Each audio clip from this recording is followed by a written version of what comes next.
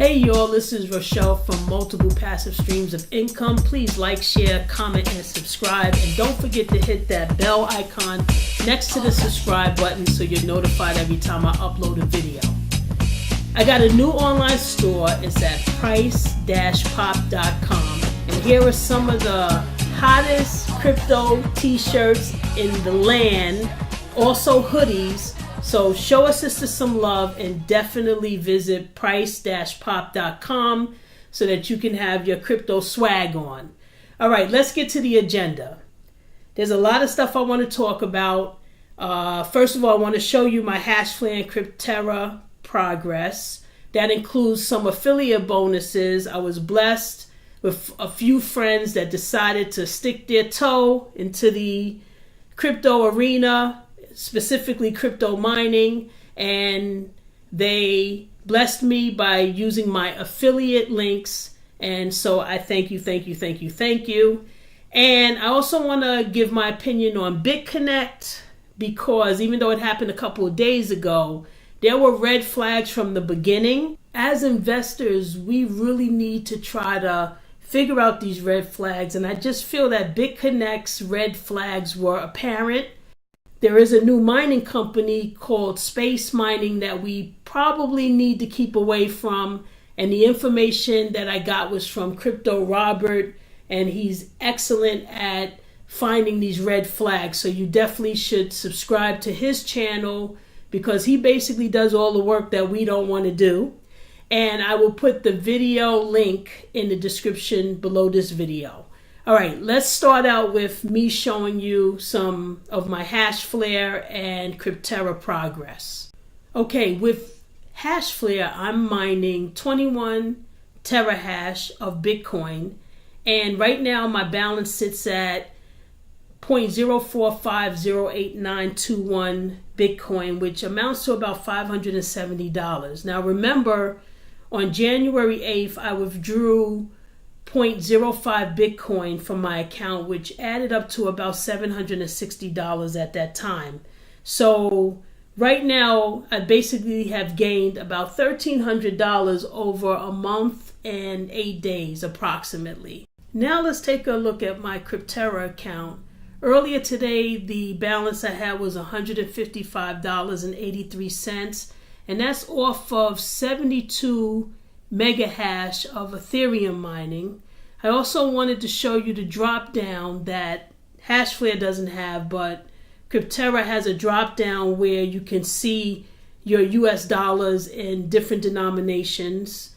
And I also did a withdrawal, and the reason why I did the withdrawal is I was trying to test how to minimize the fees of these withdrawals. And I did do the withdrawal, but I did hear from other YouTubers that CRYPTERRA takes a long time to withdraw, because what they do is, since they allow you to make withdrawals on any amount over $10, they seem to wait for multiple withdrawals to occur, and then they batch them into one transaction. So I have heard some people say that it could take a few days before that withdrawal hits. Now, keep in mind, I also noticed that as I'm waiting, the amount of Ethereum is going up and down, and obviously it's going to affect the amount when it finally hits my account. So the good thing about this is I'm taking screen prints of the whole process, so when everything actually completes, I should be able to have some good, valuable information on how to reduce these fees when we start withdrawing our gains from HASHFLARE and CRYPTERRA. Now let's take a look at my affiliate bonuses. I was blessed to have a few of my friends ask me about cloud mining, and I educated them and stepped them through the process. And so let me thank them personally. Thank you, Rose. Thank you, T-Bone. Thank you, Magic.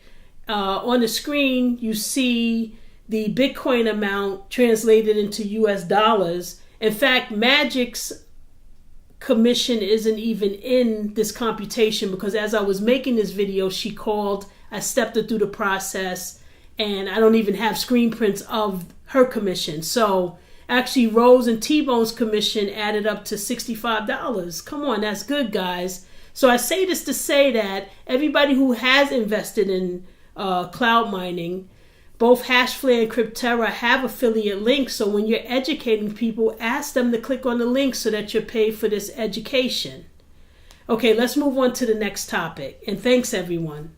I came across this Bitcoin auto converter. It's a Chrome extension that allows you to see the Bitcoin worth, what it is in US dollars. And this is what it looks like when I go on HASHFLARE now. As you can see, the highlighted yellow areas, it basically puts the US dollar worth of whatever you're looking at. So unlike CRYPTERRA, who has that drop-down menu, you could utilize this Chrome extension to allow you to have that ability in HASHFLARE. So definitely Google it and add it to your Chrome for the future. Another call out that I want to mention is in HASHFLARE, they removed the verbiage at the top that warns you that you have a 0.05 Bitcoin withdrawal minimum. And I was like, oh, let me try to withdraw some money. And of course, when I pressed the withdraw button, I got that message. So I just want to do a call out that they still have the 0.05 withdrawal minimum going on.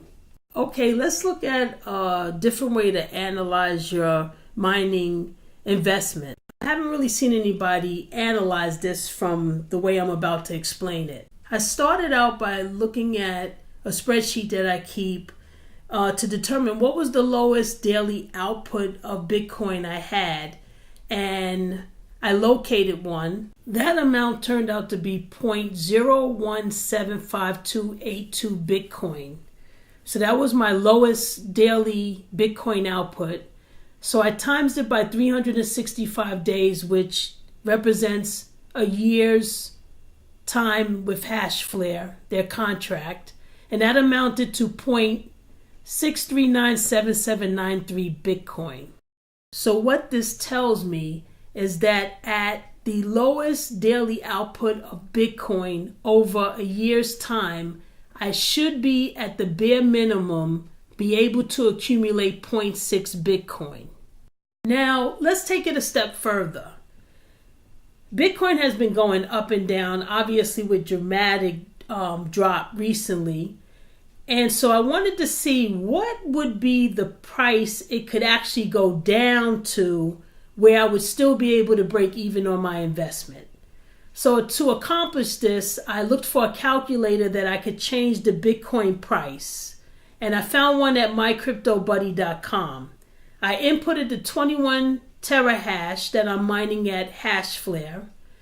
And I put the lowest price in at $11,029.78. And that occurred on January 17th. Now, I know that it went down lower than that, but I only check my account on a daily basis and kind of keep one Bitcoin price for that day. So that was the one that I calculated or that I saw on that particular day. But again, it could have been lower that day, but that was the one that I saw when I checked my account. And what that computed to in that calculator is that if I'm mining 21 terahash and the price stayed at $11,029, I should expect to gain $768 monthly from my mining contract. So then I took that amount and times it by 12 months since HASHFLARE is a 1-year contract, and that amounted to $9,223, which I subtracted my investment from of $3,150, and that amounted to $6,073. So that would be the expectation or the profit I would expect if Bitcoin were to stay in that $11,029 price range. So by doing that calculation, I wanted to prove to myself that even though Bitcoin is going up and down, and even though it went down to these lower amounts, mining is still profitable. So I wanted to take it even a step further. I wanted to see, well, how low could Bitcoin go down before mining wouldn't be profitable?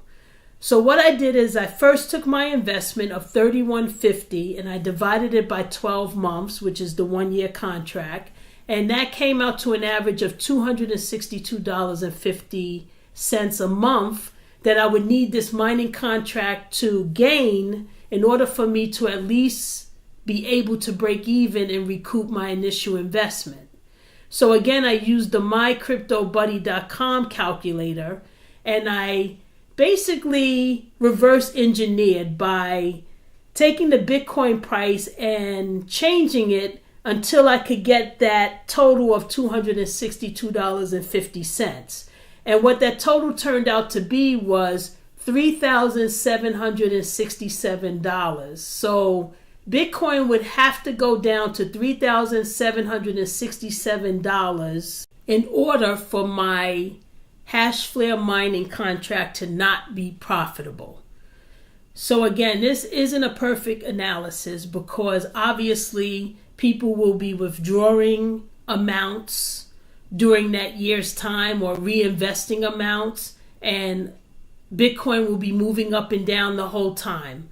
But I just kind of wanted to give myself a reference point as to how low could Bitcoin go before mining may not be profitable.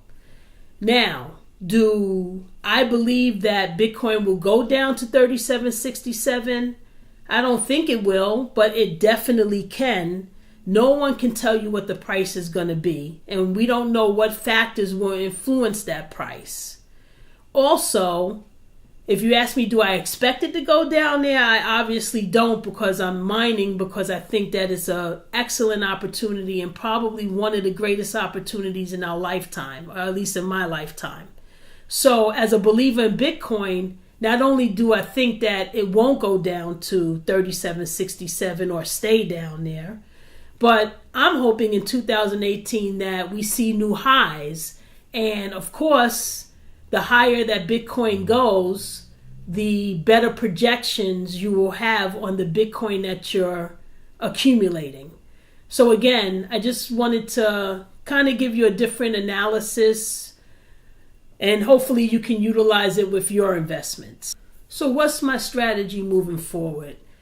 I plan to withdraw my investments out of HASHFLARE and CRYPTERRA. Again, HASHFLARE has the 0.05 Bitcoin minimum, and CRYPTERRA has the $10 and above withdrawal rules. But remember, with CRYPTERRA, they batch their withdrawals, so they wait for multiple withdrawals to combine them into one transaction. And from what I hear and what I'm experiencing now, that takes some time. May take a couple of days before that that withdrawal actually is not pending anymore.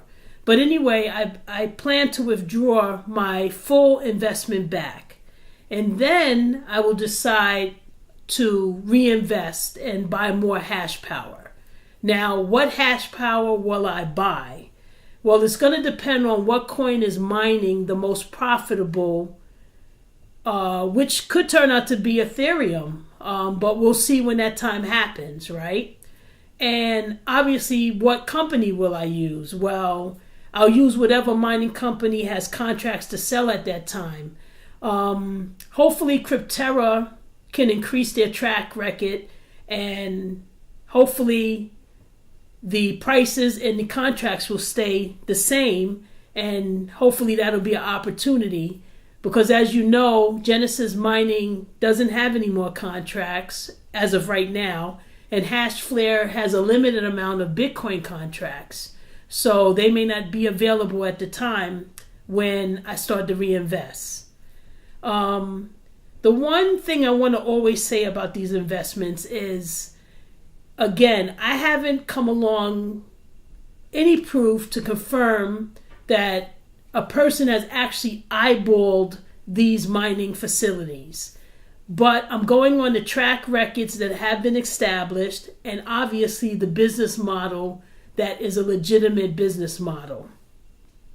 Even with certain proof, there's never absolute proof. And we know of situations where absolute proof turned out to be smoking mirrors. And we noticed from Bernie Madoff, from Enron, and from the countless Ponzi schemes that worked for years. And those Ponzi schemes were able to entrap educated investors. So it's not just beginners that get trapped, it's actual expert financial people that get trapped as well. So now let's talk about Bitconnect. And again, I'm sorry that people lost their money. I did invest only $100, and it was just my curiosity more than anything. But I pretty much knew it was a Ponzi scheme. I was hoping it wasn't a Ponzi scheme. But again, I wasn't putting any big money into it, and I, lost $100. But ultimately, in my opinion, lending programs, just as Bitconnect, should be suspect. All the YouTube videos that I've watched after this has happened, and all the people that believed in it, not one of them is ever saying that it was a Ponzi. Now, there were people, months ago that was telling and warning people that it was a Ponzi, but the actual people who really believed in it and put a lot of money into it, they aren't saying Ponzi. Basically, they keep talking about how Bitconnect fell victim to U.S. pressure because they got those letters from Texas and North Carolina to stop, doing business in those states. They will point to the fact that the servers were swamped with orders and that the servers actually went down a few days. There was a few times for a few days that the servers were down. And then they'll talk about how the company had bad press. But none of them ever say, you know what, I was a victim of a Ponzi scheme. The first indication should have been when the company said they had to hold your principal. That is a classic Ponzi scheme. The first investors of a Ponzi usually make their money back. So they usually don't actually take a loss. It's the later investors that get trapped. They aren't in the Ponzi scheme long enough to get the return on their investment. So what does Bernie Madoff and Bitconnect have in common? What happened was they both hit down markets. And Bernie Madoff's downfall was, first of all, his Ponzi scheme just grew and grew and grew as many years as he was able to deceive people. But what his end was that the U.S. economy tanked.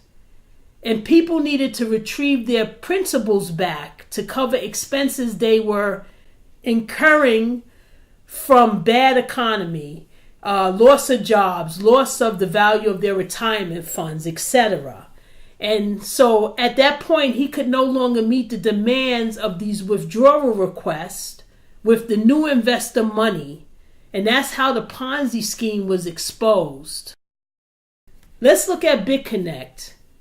They actually had a lot of new investor money. Plus, they had the advantage of Bitcoin rising. And so that was on their side. They only really had to keep the daily interest payments paid because everybody who invested in it, the principals were locked up. You couldn't touch them. You couldn't withdraw them. Plus, people were reinvesting those daily profits. So when Bitcoin finally dropped as far as it dropped, that was when, if you think about it, if they really had a volatility bot, that bot would have been rocking. Volatility is the up and the down movement of the Bitcoin price.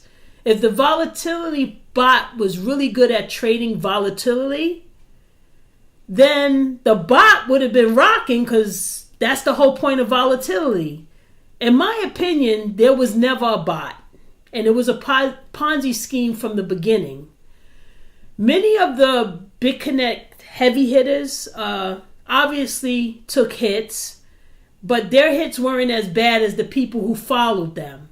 So what I mean by this is that I'm quite sure most of the Bitconnect YouTubers that people follow, obviously they had monthly payments and they had put investments into Bitconnect. But they were in it for a while, and I'm quite sure they recouped their the initial principal that they invested. So, for example, if they invested $100,000 and they were removing, $5,000 a month, and they did it for 20 months, they got their $100 back. So they essentially didn't lose. It's the investors that didn't recoup their principal back or didn't have enough time to recoup it that really lost out. Now, I'm not trying to make you mad with this opinion. I'm just trying to, just express an opinion that I just really haven't heard from people who really believed in Bitconnect. Now, I'm not saying that to hate on the people who believed in Bitconnect, because I understand the money was good, and if you didn't think it was a Ponzi scheme, obviously you thought it was the best thing on earth. But for the people who lost money, also look at it from this point of view as well. Even if the people who were in it actually recouped their investment over time, they still had that punch in the gut feeling. And the reason why I say this is because they cannot get the reinvestments back. So in their minds, they're reinvesting, hoping to even make more daily profits. So once Bitconnect collapses, they can no longer make that daily profit that they were starting to get used to. Now, let's talk about the people who, put up videos every day on YouTube. And that's what they do. That's their job. Their job is to put up these daily videos. And obviously you're interested in them because we watch them and we follow the person. We subscribe to them. They monetize their channels and get money from that. People believe in them and value the information they get. So they click on their referral links and they get paid that way also. So what I'm trying to say is those people who were enjoying those daily profits, they no longer have those daily profits. And in addition, they don't have the reinvestments back in order to reinvest somewhere else and hopefully be able to gain daily income from that as well. So that's what I mean by them suffering a punch in the gut as well, because now the daily payouts are gone, as well as the investment into Bitconnect that was creating those daily payouts. They no longer have that investment, and they cannot move that investment now to another investment that could possibly give them some of that daily payout back. Also, they took a hit in credibility. No one wants to be wrong no matter who we are. And the fact that their viewership was seeking value from them, and this whole thing did turn out to be a Ponzi scheme, that doesn't help their credibility. So, in fact, I haven't seen any of these YouTube heavy hitters who hyped Bitconnect really lose subscribers. So, the credibility part, of my opinion, doesn't even really calculate into the monetary loss. And basically all it was some egg on their face. But they too were affected, even if they were able to recoup their initial investment. Lastly, although everybody wants to be part of a group, just do research yourself. I mean, it's your money, and you can't blame the YouTuber that you follow unless they gave you intentional fraudulent info with the intention to defraud you. And in the cases that I saw, I don't follow all of them, but in a couple of cases that I saw, these guys really did believe in Bitconnect. So I say all of this to say, be careful with lending platforms. And there's a lending platform called DAVORCOIN, D-A-V-O-R coin. And the little trinket that they put in there, the way they're going to gain this money for everybody, is they put this ICO appeal part to it.